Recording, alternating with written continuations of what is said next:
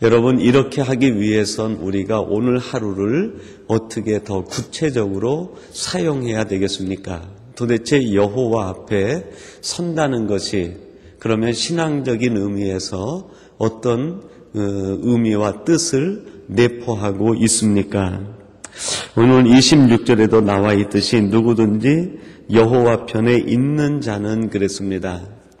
여호와 편에 있는 자는 내게로 나오라 그랬는데 여호와 편에 있는 자 하는 말이 현재 능동태로 사용이 되어 있습니다. 이 현재 능동태는 과거 사실을 현재까지 계속 이어오는 것을 이야기하고 있습니다. 그러니까 과거에도 여호와 편에 섰는 자는 지금도 계속 여호와 편에 서 있기 위해서 애쓰고 노력하라 하는 것이죠. 26절에서 오늘 여호와 편에 서 있는 자는 내게로 오라 하는 말씀은 오늘 너에게 주어진 이 시간을 어떻게 사용할 건지 말씀해 주시는데, 과거에도 너희들이 여호와 편에 섰는 것처럼 지금도 계속 어떠한 상황, 어떠한 조건에 있든지 여호와 편에 서 있는 것을 빼앗기지 말고 양보하지 말라. 이것을 붙들고 이것을 위해서 몸부림치면서 치열한 하루를 살아가라고 하는 우리 하나님의 명령 아니겠습니까? 아마 그 금송아지를 만드는 가운데에도 일단의 무리들이 동조하지 않고 여호와 오직 신앙을 붙들고 있었던 사람들이 오늘 본문을 보니까 소수의 무리들이 있었던 것 같아요. 그들에게 너희들이 과거에도 여호와 편에 서 있었으니 너희들은 지금 계속 여호와 편에 서 있기를 양보하지 말라 하는 하나님의 음성입니다. 여러분, 아합 왕 이세벨이 다스리던 이스라엘의 가장 신앙적 위기의 시대가 있었습니다. 그때 엘리야가 아합을 따르는 바알 선지자들, 아세라를 섬기는 선지자들과 갈멜산에서 신앙적 결단의 겨루기를 한 다음에 그가 모든 사람들을 죽이고 혼자 사막에 은밀하게 숨어들게 됩니다. 그리고 혼자 지키는 신앙이 얼마나 어려운지 하나님 앞에 죽기를 고했을 때 하나님께서 주신 말씀이 무엇입니까? 이 시대에 바알에게 무릎을 꿇지 않은 아직 나의 사람들이 있다. 여러분, 이 시대에 바알에게 무릎을 꿇지 않는 진정한 하나님의 사람들이 있습니다. 하나님께서는 그들을 지금도 지켜주시고 함께 하시고 보호해 주십니다. 그리고 그들에게 말씀하시기를 그 신앙을 어떠한 환경, 어떠한 조건 속에 있든지 끝까지 지키고 끝까지 이어나갈 것을 우리들에게 당부하고 계십니다. 하나님은 오늘도 그 사람들을 지켜보시고 그들에게 힘과 위로와 능력을 베풀어 주시는 줄로 믿습니다. 오늘 이 새벽이 예배를 드리고 깨워 하나님 앞에 기도하시는 여러분들이 어제도 하나님을 믿는 그 믿음, 그 신앙을 지키고 이 자리까지 왔듯이 오늘 하루 우리에게 어떠한 환경과 어떠한 조건들이 다가오든지 금송아지 앞에 절하지 않고 우리의 믿음과 신앙을 끝까지 지켜나가는 하나님 앞에만 무릎을 꿇을 수 있는 진정한 이 시대에 하나님의 사람들이 되시기를 주님의 이름으로 축원합니다. 그리고 두 번째는 죄를 범한 사람이라 할지라도 회개할 기회를 주시는 하나님의 사랑이 오늘 말씀 속에 담겨 있습니다. 내게로 나오라 하는 음성은 내가 과거는 묻지 않겠다. 너희들이 이전에 어떤 일을 했든지 그것을 묻지 않고 내게 돌아오는 자에게 내가 모든 것을 용서하시겠다는 하나님의 음성이, 하나님의 마음이 이 말씀 속에 담겨 있는 것 아니겠습니까? 베드로전서 2장 10절에 보니까요, 이렇게 말씀합니다. 너희가 전에는 백성이 아니더니 이제는 하나님의 백성이요, 전에는 긍휼을 얻지 못하더니 이제는 긍휼을 얻은 자니라 그랬습니다. 너희들의 과거를 보면 내 사랑을 받을 수 없는 사람들이고 과거의 너희의 모습을 보면 내 긍휼을 얻지 못할 사람이고 과거의 너희들의 행태를 보면 도저히 내 백성이 될 수 없는 사람이지만 나는 과거를 묻지 않고 오직 오늘 너희들이 내게 돌아오기만 하면 내 백성 삼고 내 사랑으로 입혀주고 내 긍휼을 너희에게 주시겠다 하는 하나님의 말씀 아니겠습니까? 요한복음 21장에 보면 그 베드로 이야기가 나옵니다. 베드로가 십자가 앞에 예수님을 3번이나 부인하고 저주하고 돌아서서 갈릴리에 가서 고기를 잡고 있을 때 부활하신 주님이 베드로를 찾아오시게 되었습니다. 베드로를 찾아오신 주님은 베드로에게 내가 왜 그때 나를 배신했느냐, 왜 그때 그렇게 나를 저주했느냐, 그런 말씀은 한마디도 묻지 않으셨습니다. 그리고 오직 내가 너를 사랑한다라고 하는 사랑의 음성만을 베드로에게 전해 주셨습니다. 하나님은 우리에게 과거를 묻지 않습니다. 내가 왜 과거에 이러했니? 왜 이러한 일을 했니? 묻지 않으시고 돌아오기만 하면, 여호와 편에 서기만 하면 너는 내 자녀다, 내 백성이다 인쳐주시고 사랑으로 우리를 입혀주시고 긍휼을 덧입혀주시는 분이 우리 하나님이십니다. 그 하나님은 매일같이 우리에게 사랑을 내려주시고 우리를 이해하시고 우리가 얼마나 연약한지 아시고 하나님 품에 돌아오기만 하면 끊임없는 사랑으로 우리를 덮어주시는 분이 하나님이십니다.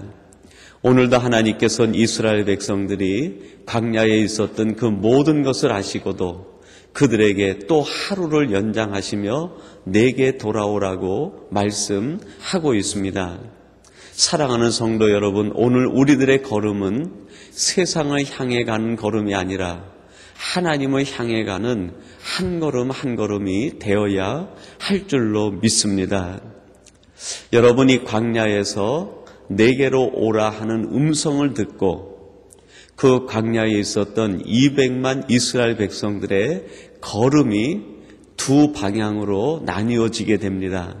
하나는 하나님으로부터 멀어지는 걸음, 금송아지를 향해 나가는 걸음이 있었고 또 한 걸음은 여호와께로 한 걸음 한 걸음 조심스럽지만 그 안에 무거운 죄의 짐이 있었지만 여호와 앞에 돌아오는 한 걸음 한 걸음 걷는 걸음이 있었습니다.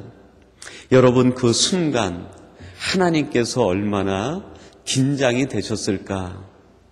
여러분, 한번 그 광경을 아버지의 마음이 되어서 한번 그 모습을 살펴보시기 바랍니다. 하나님께서 엄청난 값을 지불하시고 이스라엘 백성들을 애굽에서 인도해 내셨는데 하나님께서 애틋한 마음으로 그들을 향해 말씀합니다. 너희들은 내게로 돌아오라, 내게로 돌아오라. 그런데 그 군중 가운데 수많은 무리들은 그 하나님의 음성을 듣고도 금송아지 앞으로 한 걸음 한 걸음 엿걸음을 치면서 그리 걸어갑니다. 그러나 일단의 소수의 무리들이 그 군중 가운데 섞여 있었던 사람들 중에서 일단의 무리가 여호와 앞에 한 걸음 한 걸음 나올 때 아마 그 걸음을 보면서 하나님은 너무나 감격하고 하나님은 기뻐하셨을 것입니다. 여러분, 그 동일하신 하나님이 오늘도 우리를 지켜보고 계십니다. 우리들이 어떤 방향으로 한 걸음 한 걸음 나아가는지, 저와 여러분의 오늘의 한 걸음 한 걸음은 여호와 앞으로 나가는 복된 걸음, 하나님의 사랑을 향해 나가는 귀한 믿음의 걸음들이 되시기를 주님의 이름으로 축원합니다. 그리고 아까도 서두에 말씀드렸지만 여호와 편에 선다는 것, 신앙이라고 하는 것은 처절한 잘라냄이 있어야 한다는 것입니다. 여러분, 27절 하반절에 보니까요, 이렇게 말씀합니다. 너희는 각각 허리에 칼을 차고 진 이문에서 저문까지 왕래하며 각 사람이 그 형제를, 각 사람이 그 친구를, 각 사람이 그 이웃을 도륙하라 하였느니라 그랬습니다. 이제 그 레위 자손들이 칼을 뽑아서 하나님 앞을 떠난 그 모든 것들을 잘라내는 모습을 우리에게 보여줍니다. 여러분, 약 3,000명가량이 그날에 죽임을 당했다고 얘기합니다. 3,000명 정도가 그 광야에서 피를 흘리고 피를 쏟게 된 것이죠. 그 죽어가는 사람들은 나와 무관한 사람이 아니라 이 레위 자손들의 형제들이었고 가장 친한 친구들이었고 없어서는 안 될 이웃들이었다고 그렇게 성경은 가르쳐주고 있습니다. 그 피가 거기에 강같이 흐르게 된 것이죠. 여러분, 오늘 우리들을 세상으로 이끌어가고 금송아지 앞으로 이끌어가고 있는 나의 형제가 도대체 무엇입니까?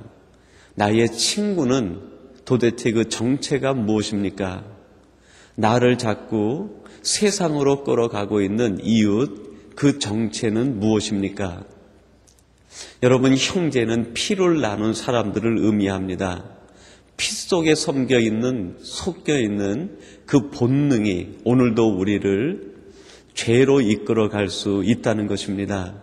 오늘도 우리를 죄로 이끌어갈 수 있는 우리 속에 담겨 있는 정말 끊지 못하는 본능들, 중독되어 있는 그것들을 과감하게 성령의 검을 뽑아서 잘라낼 수 있는 저와 여러분이 돼야 될 것입니다. 그것을 잘라내는 것은 희생이 필요합니다. 결단이 필요합니다. 피 흘림이 필요합니다. 우리 자신의 피 흘림 없이, 우리 자신의 처절한 고통 없이 하나님 편에 선다는 것은 말뿐이고 그것은 어떻게 보면 헛된 맹세에 지나지 않을 것입니다. 여러분, 오늘 우리를 세상으로 끌고 가려고 하고 있는 우리의 친구는 무엇입니까? 여러분, 친구는요, 우리가 사귀고 싶어 하는 사람들 아닙니까? 아, 저 사람 내가 참 사귀고 싶다. 저 사람 내가 참 가까이 하고 싶다. 저 사람만 있으면 내게 위로가 되겠다 하는 것이 친구의 정체 아니겠습니까? 여러분들은 이 땅을 살아가면서 누구로 위로를 삼고 있습니까? 무엇으로 위로됨을 얻고 있습니까? 여러분, 우리의 진정한 친구, 우리의 진정한 위로는 오직 하나님, 여호와께로 오는 것 아닙니까? 그럼에도 불구하고 우리들이 지금 세상에 속한 그 어떤 금송아지의 정체를 우리의 친구로 삼고 있다고 하면 과감하게 잘라낼 수 있는 결단의 하루가 되시기를 주님의 이름으로 축원합니다. 여러분들은 이웃을 진정 누구로 생각하고 있습니까? 오직 내게 도움이 되는 그것만 친구로, 이웃으로 생각하고 있는 것은 아닙니까? 여러분, 우리의 욕망이 확장돼서 우리의 이웃을 만들고 있지는 않습니까? 저 사람은 내 욕망에 필요해. 저 사람은 내게 이익이 돼. 저 사람은 내게 유익이 있어. 그래서 혹시 이웃에 경계선을 만들어 놓고 그 안에 이웃을 두고 있는 것은 아닙니까? 그렇다고 하면 그 이웃은 진정한 이웃이 아니라 여러분의 욕망일 뿐이고 여러분의 이익을 추구하는 이기주의일 뿐이고 여러분의 유익을 추구하는 편리주의일 뿐일 것입니다. 여러분, 오늘 성경이 말하는 이웃은 우리의 욕망을 대체하는 상징적인 이름입니다. 우리의 이기주의, 우리의 편리주의가 이웃을 만들어내는 것 아니겠습니까? 여러분, 그것이 때때로 우리를 좋게 만드는 것처럼 보일지 몰라도 결국 그것은 우리를 금송아지 앞으로 끌고 가는 헛된 것들 뿐인 것임을 알아야 할 것입니다.